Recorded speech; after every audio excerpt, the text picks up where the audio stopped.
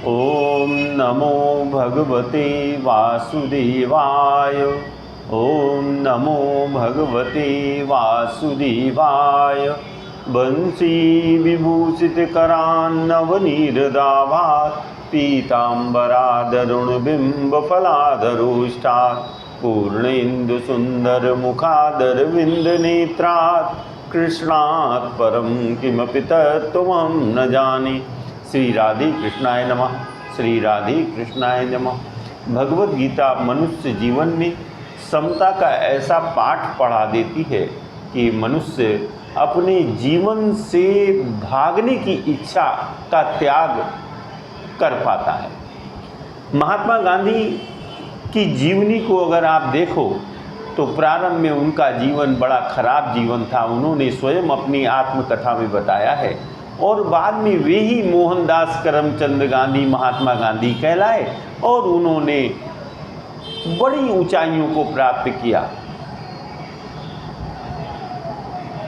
उनके कथन के अनुसार जब वे कभी किसी बड़ी मुसीबत में फंस जाते तो गीता माता के पास दौड़ करके जाते और थोड़ी भगवत गीता पढ़ते, उसमें से उनको समाधान मिल जाता है। ऐसा महात्मा गांधी का अपने वचन है। वर्तमान में भी अगर हम अपने जीवन को उन्नत करना चाहते हैं तो इस विषाद, चिंता और उत्तेजना के कारण जो हम अपने शरीर का नाश कर बैठते हैं, ऐसे भावों से बचने का साधन भगवत गीता है। क्योंकि भगवत गीता में भगवान अर्जुन को यही सिखा रहे हैं, पांडवों को यही सिखा रहे हैं कि भले वो स्वजन है दुर्योधन और धृतराष्ट्र, परंतु वो तुम्हारे प्राणों को हरना चाह रहा है, तुम्हारे अधिकारों को वापस नहीं कर रहा है, इसीलिए वो स्वजन होते हुए भी वध के योग्य है।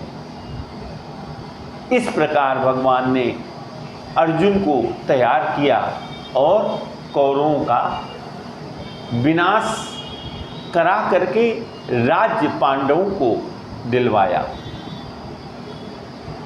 अगर आज की समय में हम देखें कि जैसे किसी ने नया विवाह हुआ, लड़का और लड़की, अब उन्होंने पता लगा संपत्ति के लालच में अपने पति की हत्या करवा दी, अथवा पति ने किसी कारण से लड़की की हत्या करवा दी, अथवा तो छोड़ दिया। ये सब उचित कारण नहीं है। भगवान भगवत गीता में कह रहे हैं कि जो अपनी आत्मा में ही रमण करने की इच्छा कर ले और अपनी आत्मा में ही संतुष्ट रहे। क्यों संतुष्ट रहे?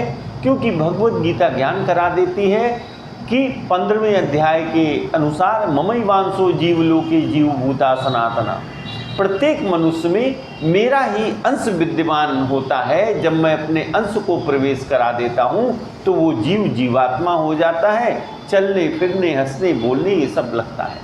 तो अगर हमारे मन में भी आत्महत्या का विचार आ गया तो ये अनुचित है। हम आत्महत्या को करते हैं कि हमें सुविधाओं की कमी होगी, हमें अपने परिवारी जनों से सुख नहीं मिल रहा होगा, तो आप सुख प्राप्त करने के साधन बनाओ। आपकी जो गरीबी है उसको दूर करने के साधन बनाओ। मूलतः तो प्रत्येक मनुष्य को थोड़ा सा भोजन चाहिए और थोड़े से कपड़े चाहिए। वो आज के समय में किसी भी मंदिर में बैठ करके प्राप्त किया जा सकता है, कहीं भी नौकरी करके प्राप्त किया जा सकता है। तो मेरी दृष्टि में तो आत्महत्या का कोई साधन नहीं बचता है, कारण नहीं दिखता है। मनुष्य को बस प्रयत्न ठीक ढंग से करना चाहिए। तो भगवत गीता इसको कहती है कि ये अज्ञान है। तुम्हारे पास धनाभाव है तो तुम अपने प्रयत्न से धन प्राप्त करने की सोचो, पर दूसरे की बने बनाए धन में लोभ करके अपने को मारो नहीं। जब हम दूसरे के धन में लोभ करते हैं तो क्या होता है? अपना सर्वनाश होता है।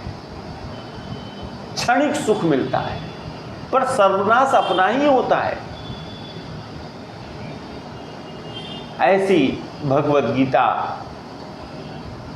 का ज्ञान सभी मनुष्यों को धारण करना चाहिए इस कलयुग में। और ये व्यर्थ आशा, व्यर्थ चिंता, व्यर्थ भय, व्यर्थ द्वेष, व्यर्थ लोभ, इसका नाश कराने वाली है। सभी को राधे कृष्णा, राधे कृष्णा, राधे कृष्णा।